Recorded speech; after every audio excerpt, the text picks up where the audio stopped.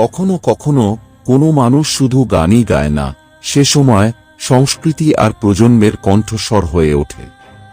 জুবিন গার্গ এমনই এক নাম, যার কণ্ঠে ছিল ভক্তি, প্রেম, বেদনা, বিদ্রোহ, সবকিছুর এক মায়াবী মিশ্রণ। 18 নভেম্বর 1971, আসামের যোরহাট জেলার তেজপুর শহর। একটি ছোট্ট বাড়ি, সকালবেলায় নদীর ধারে পাখির ডাক আর মন্দিরের ঘণ্টা। সেই ঘরেই জন্ম নিল এক শিশু, যার কণ্ঠ একদিন গোটা ভারতের হৃদয়ে বাজবে। তার নাম জুবিন গার্গ। তার বাবা মুখুতা গার্গ ছিলেন নাট্যকার ও সঙ্গীতপ্রেমী, আর মা আইওয়ানি গার্গ ছিলেন একজন গায়িকা ও সংস্কৃতি কর্মী।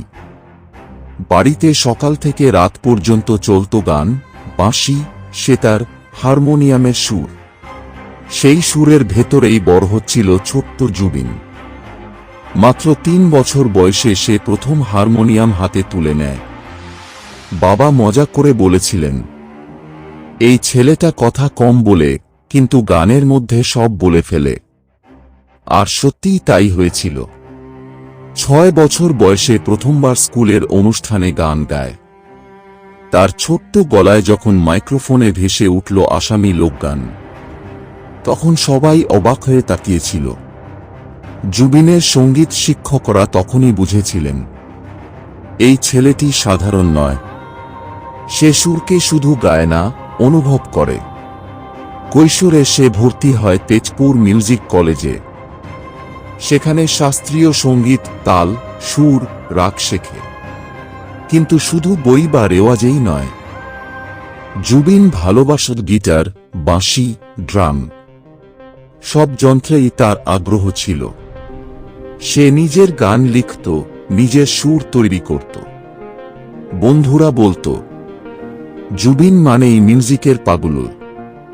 তার প্রথম অ্যালবাম অনামিকা প্রকাশ পায় 1992 সালে। এই অ্যালবামেই আসামের মানুষ প্রথম জানল, এক নতুন সুরকার, গায়ক এবং কবি জন্ম নিয়েছে। গানগুলো ছিল প্রেম, ব্যথা আর আশাভরসার গল্পে ভরা। তখন থেকেই জুবিন নিজের এক পৃথিবী তৈরি করেছিল, যেখানে সুর ছিল প্রার্থনা, গান ছিল নিঃশ্বাস। এক সাক্ষাৎকারে সে বলেছিল, আমার জীবনের প্রথম বন্ধু ছিল হারমোনিয়াম। আমি একা থাকলে তার সাথেই কথা বলতাম। তেজপুরের ছোট্ট সেই শহর থেকে সে বুঝে গিয়েছিল, একদিন তাকে গোটা বিশ্ব শুনবে। তবে তার জন্য লাগবে সংগ্রাম আর অনবরত সাধনা। আর এখানেই শেষ হয় জুবিন গার্গের শৈশব অধ্যায়, যেখান থেকে শুরু হবে এক সুর সাম্রাজ্যের যাত্রা। তেজপুরের ছোট শহর থেকে উঠে আসা এক তরুণ, হাতে শুধু সুরের জাদু, বুক ভরা স্বপ্ন। কোনো বড় গডফাদার নেই, নেই পরিচিতি, কিন্তু আছে একটাই বিশ্বাস, একদিন গোটা দেশ আমার গান শুনবে। 1990 এর দশকের মাঝামাঝি। জুবিন গার্গ তখন আসামে জনপ্রিয়, কিন্তু তার মন চাইত আরও দূর যেতে। সে বেরিয়ে পড়ল মুম্বইয়ের পথে, যেখানে প্রতিটি দিনই ছিল এক নতুন যুদ্ধ। মুম্বই শহর তাকে প্রথমে চিনল না। রেকর্ড কোম্পানির দরজায় দরজায় ঘুরেছে সে। কখনো ফিরিয়ে দেওয়া হয়েছে, কখনো উপহাস করা হয়েছে, কিন্তু জুবিন থামেনি। রাতের পর রাত সে নিজের ঘরে বসে গিটার বাজাত, নতুন সুর লিখত, গানের লিরিক কাগজে ছিঁড়ে ফেলত, আবার লিখত। কারণ সে জানত, যদি সুর সত্যি হয়, পৃথিবী একদিন শুনবেই। Background music bold slowly. এবং সেই দিন এসেছিল 2006 সাল। মহেশ ভাটের সিনেমা গ্যাংস্টার মুক্তি পায়। আর সেই সিনেমার একটি গান, ইয়া আলী, প্রথমবার শোনার পরেই যেন গোটা দেশ থমকে গিয়েছিল। জুবিনের কণ্ঠে ছিল এক অসাধারণ বেদনা, এক অদ্ভুত শক্তি, যা মানুষকে কাঁদিয়েছিল, ভালোবাসিয়েছিল। ইয়ে আলী গানটি শুধু চার্ট বাস্টারই হয়নি, বরং জুবিনকে এক রাতেই জাতীয় তারকায় পরিণত করেছিল। তারপর এলো একের পর এক হিট গান। প্রতিটি গানে তার কণ্ঠে ছিল গভীর আবেগ, যেন শব্দের ভেতর দিয়ে হৃদয়ের কথা বলা। বলিউডে সেই সময় অনেক নামী গায়ক ছিলেন, সোনু নিগম, উদিত নারায়ণ, কে। কিন্তু জুবিনের কণ্ঠ ছিল একেবারে আলাদা। তার গান শুনলে বোঝা যেত এই কণ্ঠ এসেছে পাহাড়ের হাওয়া থেকে, নদীর ঢেউ থেকে, মানুষের মাটির গন্ধ থেকে। বলিউডে কাজ করতে গিয়ে জুবিন অনেক কিছু শিখেছিলেন। সঙ্গীতের বড় প্রযোজক, স্টুডিও, রাত জাগা রেকর্ডিং। তবুও সে কখনো ভুলে যায়নি নিজের শিক্ষকে। এক সাক্ষাৎকারে সে বলেছিল, আমি যেখানে যাই আমার সঙ্গে থাকে আসামের মাটি। জুবিন শুধু গায়ক ছিলেন না, সে ছিল এক অনুভূতি, এক বিপ্লব। তার গানে ছিল রক, সুফি, লোকগীতি, সব ধারার এক মিশ্রণ, এক জুবিনিয়ান স্টাইল। বলিউড তাকে নাম ও খ্যাতি দিয়েছিল, কিন্তু জুবিন গার্গের জন্য সঙ্গীত কখনো ব্যবসা ছিল না। সে বিশ্বাস করত গান মানে আত্মার ভাষা। এইভাবেই আসামের এক সাধারণ ছেলে ধীরে ধীরে হয়ে উঠেছিল ভারতের কণ্ঠের এক কিংবদন্তি। ইয়া আলী শুধু একটা গান নয়, এটা ছিল এক যুগের অনুভূতি, যা আজও লক্ষ মানুষের মনে বাজে। এবং এখানেই শুরু হয় এক বিশ্বব্যাপী ভালোবাসার অধ্যায়, যেখান থেকে জুবিন আর ফিরে তাকায়নি বলিউডে নাম কুড়িয়েও। জুবিন কখনো ভুলে যায়নি নিজের মাটি, নিজের শিকড়, আসাম, যেখানে তার জন্ম, যেখানে প্রথম গেয়েছিল, যেখানে মানুষ তার নাম শুনলে আজও চোখে জল আসে। সে সব সময় বলতো, আমার শরীর হয়তো মুম্বইয়ে থাকে, কিন্তু আমার আত্মা থাকে ব্রহ্মপুত্রের তীরে। জুবিনের সঙ্গীত জীবনের সবচেয়ে বড় অধ্যায় শুরু হয়েছিল এখান থেকেই। সে আসামের প্রতিটি ঘরে পৌঁছে গিয়েছিল তার গান দিয়ে। লোকগীতি, প্রেমের গান, রক গান, ধর্মীয় সঙ্গীত, সব কিছুরই সুরকার, গায়ক আর কবি ছিল জুবিন নিজেই। তার জনপ্রিয় অ্যালবামগুলোর মধ্যে আছে অনামিকা, পাখি, সাবিন অ্যাগেন, রক অন সাবিয়ান, মিঠু ঠিয়মাই, মেয়েডেনে। প্রতিটি গানই যেন মানুষের জীবনের কোনো না কোনো গল্প বলে। যখন তিনি গাইতেন মেয়েডেনে হই যাও ঠিয়মাই, তখন যেন গোটা আসাম থেমে যেত। তার গানের ভাষা সহজ, কিন্তু আবেগ গভীর। জুবিন দেখিয়েছিল লোকগানও রক হতে পারে, আর রকও হতে পারে ভক্তি। সে আসামের তরুণ প্রজন্মকে শিখিয়েছিল নিজের সংস্কৃতিকে ভালোবাসতে, নিজের ভাষায় গর্ব করতে। শুধু আসাম নয়, বাংলা সঙ্গীতেও জুবিন রেখেছিল তার অমর ছাপ। সে গেয়েছে এমন কিছু বাংলা গান যা আজও শ্রোতাদের হৃদয়ে বাজে। মন প্রষ্ট জ্ঞান, ইয়ে মন থামে তেওয়ান, প্রেম আমার প্রায়। প্রতিটি গানেই এক অন্যরকম জাদু ছিল।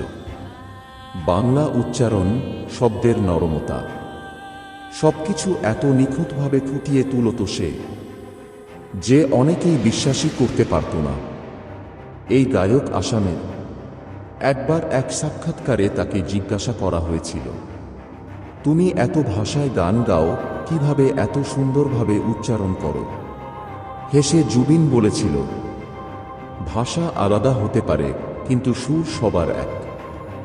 যদি তুমি অনুভব করো, শব্দ নিজেই পথ দেখায়। বাংলা সঙ্গীতে সে শুধু গায়ক নয়, সঙ্গীত পরিচালক হিসেবেও কাজ করেছে। বাংলা সিনেমায় সুর দিয়েছে, ব্যাকগ্রাউন্ড স্কোর করেছে, আর অসংখ্য নতুন শিল্পীকে সুযোগ দিয়েছে। তার সুরের মধ্যে ছিল প্রকৃতির ঘ্রাণ, তার গলায় ছিল গ্রামের মাটির গন্ধ। তাই মানুষ তাকে এত ভালোবাসত। জুবিন বলতো, আমি চিরকাল চেয়েছি আমার গান যেন একদিন আসামের চা বাগান থেকে কলকাতার গলির মোড় পর্যন্ত বাজে। আর সত্যিই তাই হয়েছে। তার গান আজও বাজে চা দোকানে, স্কুলে, বাসে, রাস্তায়। যেন সে এখনো আমাদের মাঝে আছে। আসাম ও বাংলার এই দুই সংস্কৃতির সেতুবন্ধন হয়ে উঠেছিল জুবিন গার্গ। সে দেখিয়েছিল, সঙ্গীত কোনো ভাষা মানে না, সঙ্গীত মানে অনুভূতি। যখনই কেউ বলে সিবিএন, মানুষের মনে ভেসে ওঠে সুর, নদী, পাহাড়। আর সেই চিরচেনা গলায় বলা কথা, জুবিন গার্গের জীবন শুধু সাফল্য আর মঞ্চের উজ্জ্বল আলো দিয়ে সাজানো ছিল না। তার জীবনের প্রতিটি দিনই ছিল এক নতুন সংগ্রাম। শৈশব থেকেই তাকে শিখতে হয়েছে কঠোর পরিশ্রম। মুম্বইয়ে প্রথম দিনগুলো ছিল নিঃসঙ্গ, অপরিচিত শহরের একা মানুষ হিসেবে। রেকর্ডিং স্টুডিও, দীর্ঘ রাত, একরাশ অবহেলা। তবুও সে কখনো হাল ছাড়েনি। ব্যক্তিগত জীবনেও ছিল উত্থান পতন। তার স্ত্রী গার্গী গার্গ, যিনি তার জীবনের অবিচ্ছেদ্য অংশ, সবসময় পাশে থেকেছেন, ভালোবাসা, সমর্থন আর কখনো কখনো কঠিন সময়ে পরামর্শ। তবে জুবিনের জন্য সঙ্গীত ছিল তার প্রিয় শান্তির স্থান। যখন জীবন কঠিন হতো, সে নিজের ঘরে হারমোনিয়াম বাজাত, গাইত এবং অনুভব করত। প্রতিটি নোট ছিল তার ভেতরের কথা, প্রতিটি সুর ছিল তার মুক্তি। শারীরিক ও মানসিক চাপও ছিল।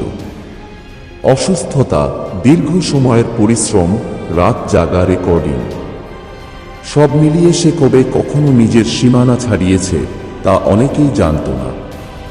কিন্তু সে কখনো ভেঙে পড়েনি।